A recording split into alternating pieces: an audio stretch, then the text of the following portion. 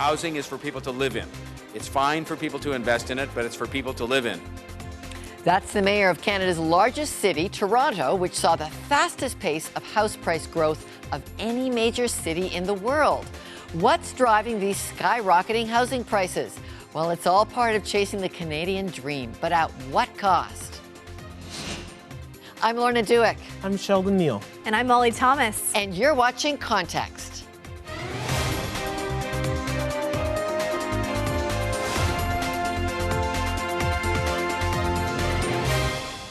After a mission trip to Africa, the So family decided they needed to downsize in order to live debt-free and give more back. So they sold their house in a red-hot real estate market, and did a miracle happen? Find out. In BC's sky-high rental market, author Claudia Rosetta says God is involved in where we live. A renter herself and finding it difficult, she says instead of giving into despair, she decided to do something about it. Coming up, a major cleanup effort continues after floods swept across Quebec and Ontario. To Molly Thomas now with the news. Thanks so much, Lorna. Floodwaters continue to wreak havoc across La Belle Province. Quebec's premier says water levels are starting to recede, but for thousands of families, that damage is already done. Towns look more like swimming pools right now. Montreal and Laval remain under a state of emergency. About 4,000 homes are completely flooded and almost 3,000 people have been evacuated. Now, around the province, 126 landslides have been reported thus far. Quebec's public security minister responded to the disaster. It's already the most serious in a few decades. Why? Because we're going to receive a lot of rainfalls over the next 3 days. And because of the combined forces of many factors that have happened coincidentally, this situation will last for a number of weeks. Canada's Department of National Defence has deployed 2,300 troops across Quebec. The Royal Canadian Navy is also operating in Montreal. Now, the federal government is trying to adapt to the enormity of this flood. Public Safety Minister Ralph Goodale says climate change makes it tricky to plan. These kinds of disasters, sadly, are likely to occur at a more rapid pace in the future. They're likely to be larger. They're likely to be more costly. And therefore, what we thought in all good faith 5 years ago might well have been a good, solid, resilient plan may not be resilient enough as we go into the future. The Red Cross continues to collect money for the victims. $1.7 million has been collected so far. If you want to help people in Quebec, visit the website on your screen. Over to BC, where a historic election has taken place. For the first time in more than 60 years, Christy Clark's Liberals now have a minority government. Now, the Liberals won 43 seats, the NDP 41, which means the Greens now hold the balance of power with 3 big seats. Now, even more interesting, the NDP took home one riding by just 9 votes, which means a recount is likely to be called there. That means absentee votes from soldiers overseas could change that final result. Here's the catch. Those votes won't be counted for another 2 weeks. That's the news as we've seen it. Lorna, back to you. Thank you, Molly. And our prayer and sympathy goes out to those victims of the floods. The waters are finally receding, and that is good news. Now, back to our skyrocketing housing market. That's the story for today. Sheldon Neal sets the scene with the Canadian Mortgage and Housing Corporation. Sheldon. Well, here to give us a sense of Canada's skyrocketing housing market, how we got here, and strategies to make things better. Joining me now is Donna Senagama, Principal Toronto Market Analyzer with the Canada Mortgage and Housing Corporation. Donna, some want to or hope to home buyers are being shut out of the market. What needs to be done to effectively cool this red-hot market? What we are seeing in the housing market, particularly, I would say, till about a year or so ago, it's a case of where even now, it's a case of where demand is outstripping the existing supply, particularly for low-rise types of homes, such as single detached and townhouses. Those are highly sought after, and there's just not enough product out there in the market. So it's a case of, having said that, the market is, in terms of prices, the what you see in the downtown core are at the highest levels, but there are products out there within the GTA in the outer lying municipalities where the price point is far more favorable for a first-time buyer looking to enter the home ownership market. You're talking price points there. Is a 15% tax on foreign purchases in the hope of cooling skyrocketing housing markets in Canada, Ontario, enough to make a difference, I'm wondering? You know, that's a policy question, and to be honest with you, we don't have the data on the magnitude of foreign investment. So for me to make a comment on that would be purely speculative. So I like to just refrain from that because simply because we don't have the data on the magnitude of foreign investment here in the GTA, and therefore any effect as a result of any tax it's hard to predict. But still, Donna, I'm wondering, is there an ideal scenario that we can look to cool the housing market? Because one can only assume prices can't continue to climb, but eventually there has to be some kind of breaking point. So can you still speak to that? You know, what's really propelled the housing market over the last 15 years has been low interest rates. We've been in a low mortgage rate environment for as long as I can remember, at least for the past decade. So if there's going to be a real softening in the market, rates will have to start going up, and then the overall job picture needs to change. And if we're, you know, ultimately home ownership is closely tied to job growth and employment prosperity. So if that's going to be impacted, then it'll be the real drag on home ownership demand. Well, thank you so much, Donna. I appreciate your time. My pleasure. Thank you. That was Donna Senagama, Principal Toronto Market Analyzer with the Canada Mortgage and Housing Corporation. She joined me from Toronto. Joining us now is Claudia Rosetta with Mission Fest Vancouver. She's the author of a provocative article, A Reliable God versus an Unpredictable Market. Claudia, thanks for joining Context. And why bring God into Vancouver's crisis on lack of affordable housing? Thank you for having me, Lorna. Well, I think it's so easy for me personally, as a renter myself and struggling in this crisis as well, to lose a sense of identity of how God is involved in all this, and maybe be going to despair or maybe cynicism. So just seeing how our understanding of God and helps us see how we can be good news for these housing crisis is what inspired me to write the article. How can we be, as followers of Christ, good news for this housing crisis when we hear is basically not very encouraging news? So you actually challenge that if you're a follower of Jesus, you should be engaged in creating community, even in a challenging housing market. How is that going down with the church community in Vancouver? Well, there are some very good news happening as part of that. I happen to be the blessed member of a church in the east side of Vancouver. And our church has decided to donate the parking lot to build social housing.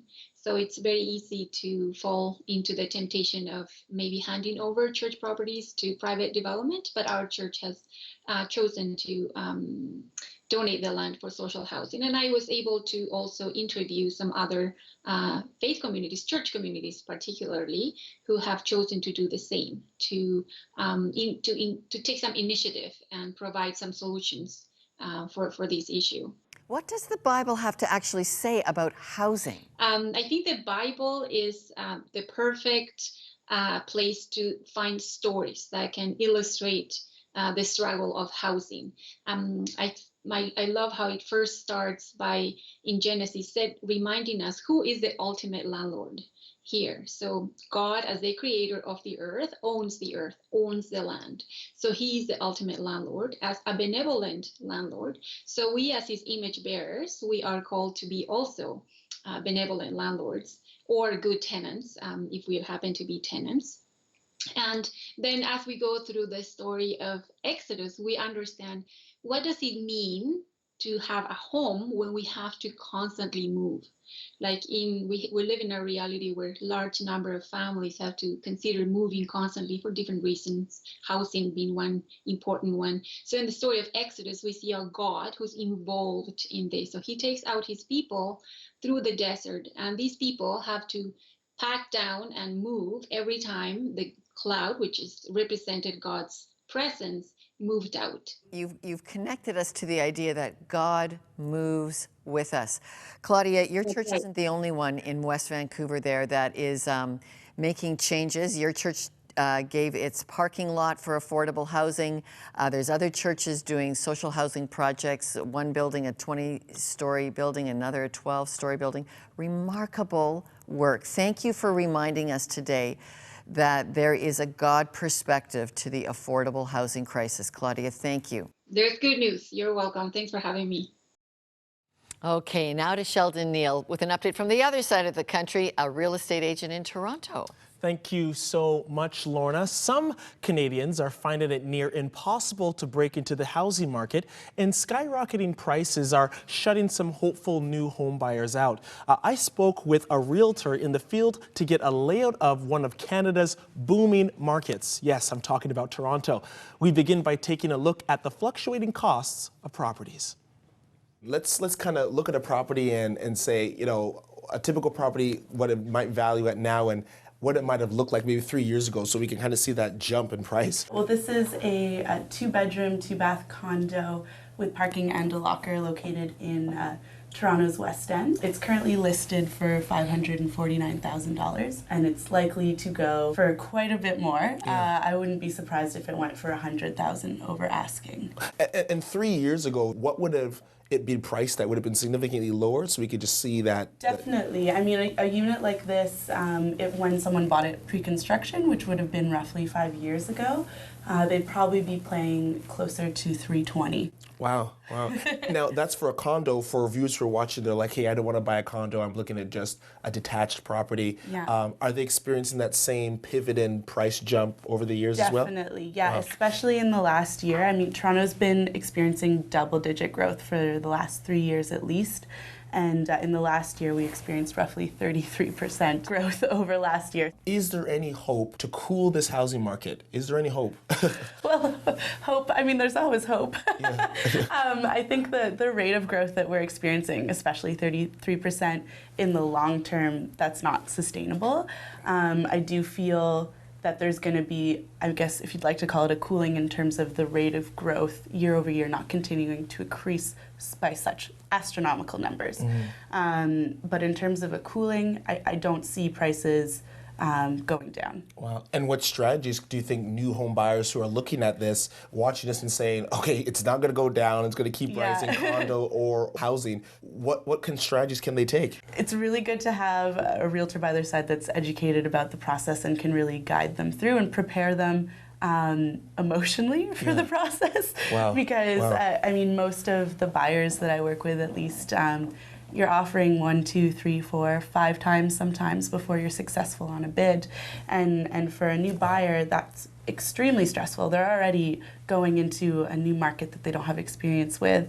And then to fall in love with a property enough to offer every last penny on it, only not to get it over and over again, can really, really take a toll.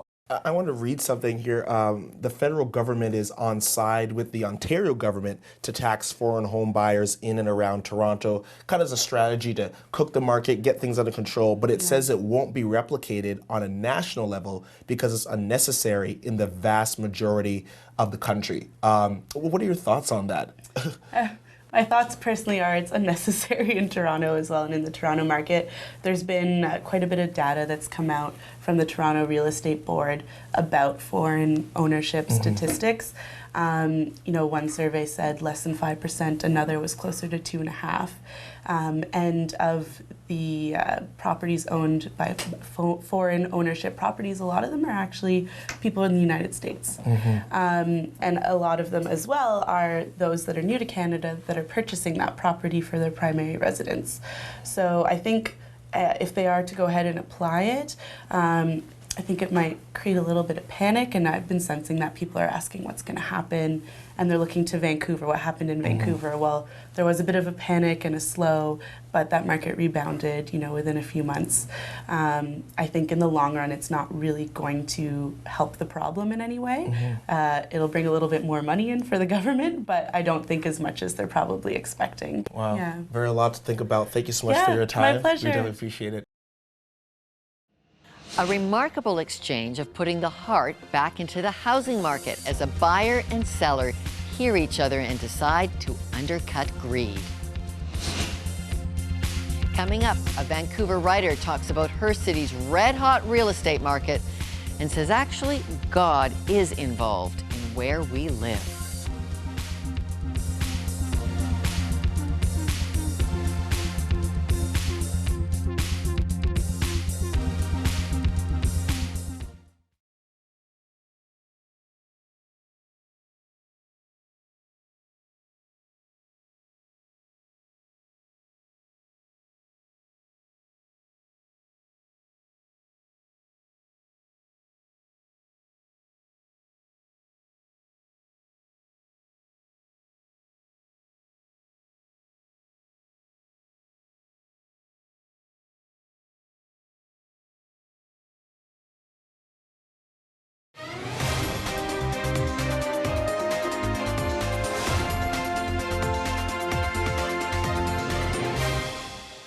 Well, if you're looking for a one-bedroom apartment in Vancouver, it'll cost you an average $1,900 a month. That's the highest level on record for that city. In Toronto, it's not far behind with an $1,800 price tag for a similar unit. Molly Thomas knows all about it, and she sat down to gather a group of millennials to find out how are young people coping with sky-high rental costs. Welcome to my downtown Toronto apartment, which is my home away from home, I guess. And my roommate and I live here, 600 square feet, and we pay about $300 above market value, and our rent is now going up $200 a month. I got millennials around me because I want to figure out how other people are making it work in Toronto. Rachel, I know you are in near Liberty Village. Give me an idea, like you're a young professional, we're in the same kind of spot. Is it any better for you?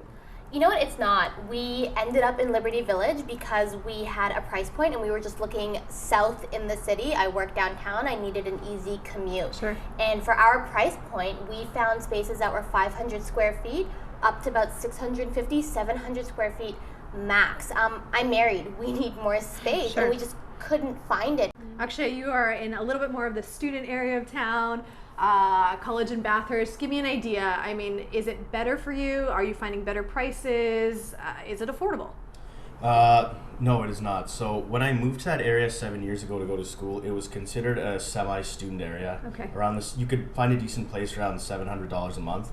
I'm now paying $1,050 a month with a roommate. And so the area is really just, it's increasing, it's becoming more upscale. We had a condo development just south of where I live on Palmerston Avenue. And when these condos develop, businesses become more upscale and more expensive businesses open up, prices go up, and it pushes students out. What are you going to do? I mean, what are the options if you are a part of that push out? The way I'm able to afford rent in that area is basically spending money that isn't mine, student loans or student lines of credit. So it's fine if prices are going up and student house affordability is going down. Right. If we had access to some sort of income immediately, but as is a big problem in the city and in the country, millennials don't have the same access to income as previous generations. Condo prices have gone up by 12%, which is one of the highest raises ever in this city, and we've also seen like a 1% vacancy rate, which is really, really low. So it's not only really expensive, but there's not many places to live.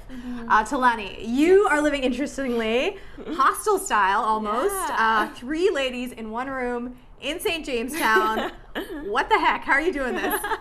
Well, initially I was like, no way. Like the max I can do is 2 people. Sure. And then I heard how much it was going to be, being 3 people. I was like, you know what? I'm willing to like do a test run, like do it for a month or 2, see if it works out. And actually it's pretty great. I was pleasantly surprised. It wouldn't have worked out really well if I lived with 2 other girls, Sure. but it just so happens that we are in sync, and there are actually benefits. It's interesting because sharing a room. More people in the world at large probably live like that Yes. than live like most of us in North America, so separated. Rachel, I got to ask though. I mean, Yeah. you're the only married person at this table. I assume you want a family, you know, coming up. Do you ever think, you know, finding a place in Toronto for that family is a possibility? Not at the moment. Most people are well, we want our kids to have access to play, to a yard, to a park. We can't afford any of the places where that exists in the city. So, Lana, give me an idea for anyone watching at home thinking, that girl's crazy, she's living with 2 other people in one room, because if the prices increase, a lot of us are going to end up doing what you're doing. So tell our viewers at home what you love about that. I guess it's just doing life together. Like if you lived with people that were just roommates and you just, you know, lived with them and tried to live a separate life, it would be very, very frustrating. You're not going to get your personal space. You're not going to have enough room for like a big bag of milk, etc. Sure. But if you live as a family, it can actually work and be beautiful. Okay, Molly, lots of real life there. Yeah. But Ontario is trying to cool the market there. Tell us the government's new proposed strategy. Yeah, so they have 16 proposed measures. Here are the 2, though, I think we need to hone in on. So first of all, rent control. This is a big one. Before the strategy, rent control only applied to private apartments built before 1991. But now, all those new condos like the one I live in, it's now applied to that as well, 1.5% increase only a year. Advocates say this will help millennials, you know, find affordable housing, but opponents are saying, actually, no, it's going to hurt the market because it doesn't incentivize builders to build.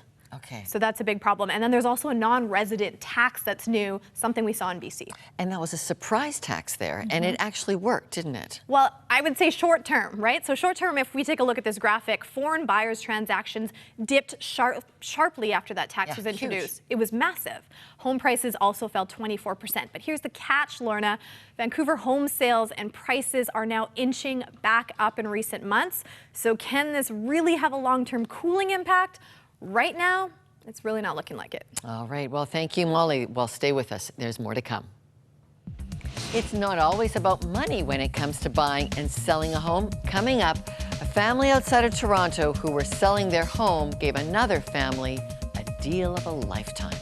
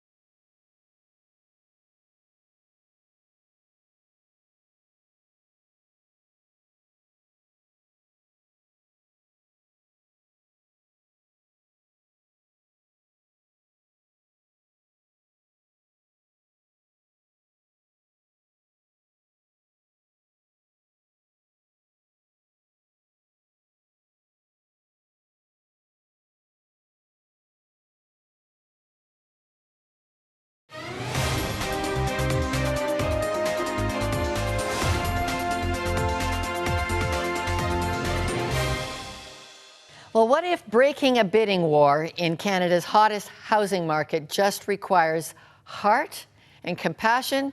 Dr. Zhu and Dr. and Rosana, you are an amazing story, the So family, of exactly that. Tell us, Zhu, saying how this happened. Our heart was always to downsize, become debt-free, so we could use more of our finances and our time to give away. And after we did that, we entered a bidding war to buy the house that we looked for. Okay, you're pretty young, both of you, to think about living mortgage-free. Rosana, why do you want to live mortgage-free? Why do you want to give money away? You're a doctor, you're an educational therapist. Why? Yeah, because God has brought us through this journey this past year. We took our family to Uganda on a 6-week mission trip. We came home as a family thinking we have too much. And then as you start reading the Word, and we read a couple of books, you start hearing, what is the Lord asking us as believers, right? Take care of the poor and needy, look after the widows.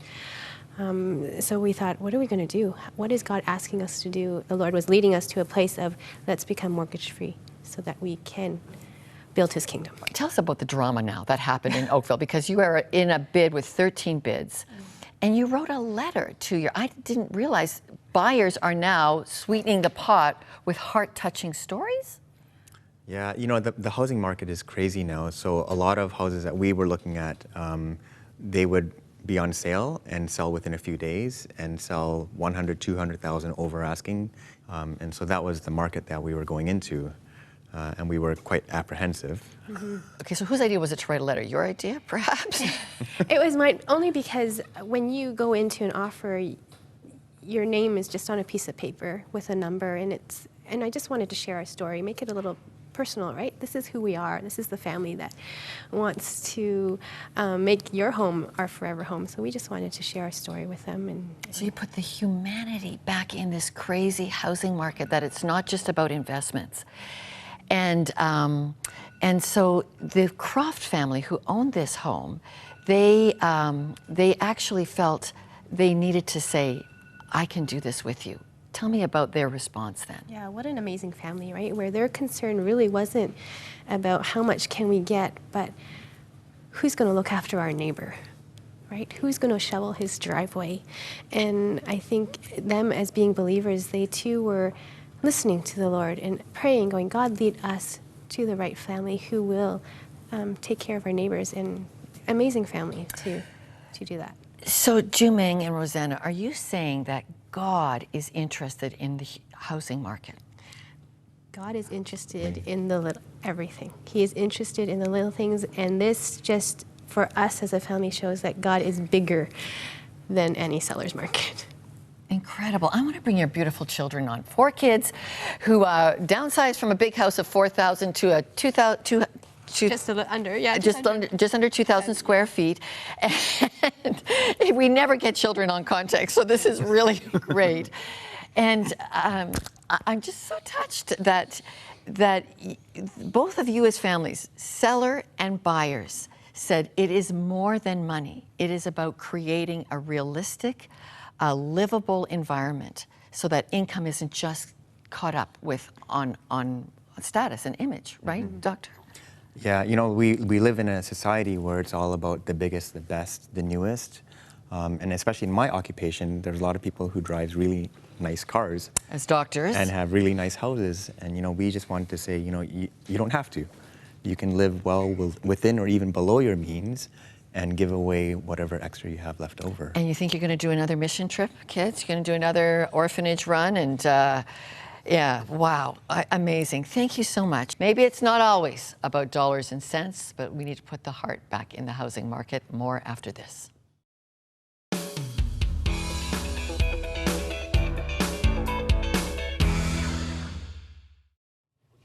Well, we had a couple of interesting challenges today about how can we face the housing crisis with faith. First of all, there were millennials who challenged us today that house sharing is a very livable option, and it forces people to do life together in a family way. Well, and others challenged us to live in the way that puts the heart back into the housing market, to get personal about a transaction for a home.